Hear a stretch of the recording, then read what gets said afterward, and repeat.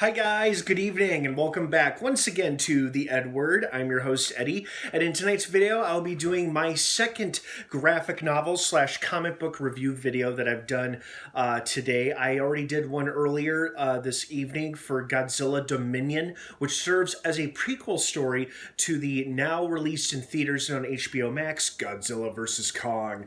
Due to the movie changing release dates, the merchandise release dates did not change, which is why we're getting merchandise after the fact rather than before the movie came out, since both Godzilla Dominion and this story, Kingdom Kong, both serve as prequels to the film that's now available to us in theaters and HBO Max. So I just did my review for Godzilla Dominion. Go check that one out if you haven't yet. I really enjoyed that story.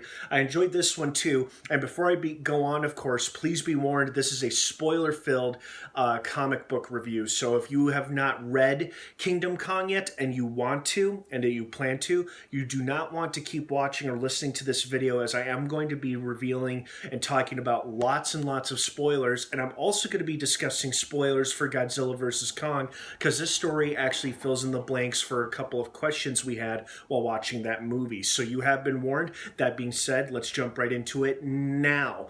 So, like Godzilla Dominion, this was a fun Kong-centered story, and it takes place, roughly right before Godzilla vs. Kong does.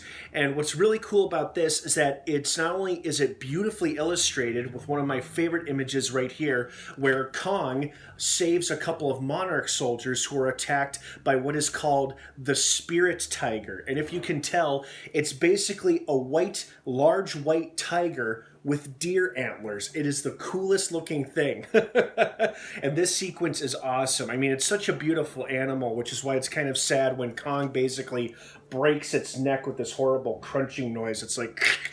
But it's an awesome sequence, though. And this story also introduced possibly one of the ugliest Titans we have ever seen in the MonsterVerse, at least in comic book form. Now, some of you might have opinions about which on-screen monsters are hideous, but this one, I think, is downright one of the ugliest Titans we've ever seen, called Camazotz. And he's basically a giant, hideous bat monster. And he's threatening to engulf Skull Island in a never-ending darkness. And then, of course, it's up to Kong to stop him with the help of some Monarch pilots. And speaking of Monarch, this story fills in the blanks and actually introduces us to Rebecca Hall's character, the deaf girl Gia at the very end, and then Alexander Skarsgård character who appears in the film had a dead twin brother who was also working with Monarch, and he appears in this book, and unfortunately we know what ends up happening to him because Alexander Skarsgård mentions in the movie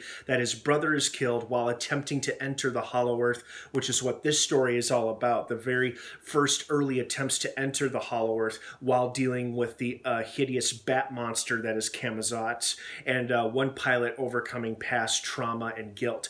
Very fun, entertaining story, very well illustrated. Really enjoyed it. This was worth the wait. I pre-ordered this over a year ago, and it delivered on the day that they said it would, so I'm very happy I've got it now to add to my library. And it's available now online for purchase, or whatever bookstores may be available if they've got them in stock. If they don't have them in stock today, maybe within the next couple of weeks, hopefully bookstores like Barnes & Noble or something will have them. But you can definitely buy it online because that's where I got mine from. So, great story. Of course, like Godzilla Dominion, this one teases Kong's inevitable confrontation with the King of the Monsters in lieu of some cave paintings here, which is pretty cool. And other than that, this is just a fun, entertaining story that, it isn't long enough to justify it being a film or even like a short live action film, but it is still damn entertaining. So thank you very much, Legendary Pictures Comics, for this, and to the people who wrote and illustrated it. Very nicely done. So I really liked it. I'm just a little bummed that we could not read or enjoy these two graphic novels before the movie came out, since both of them are prequels to Godzilla vs. Kong. But, oh well, the movie was still great, and this was still a fun read. In fact, if anything, it'll just make me rewatch Godzilla vs. Kong later tonight.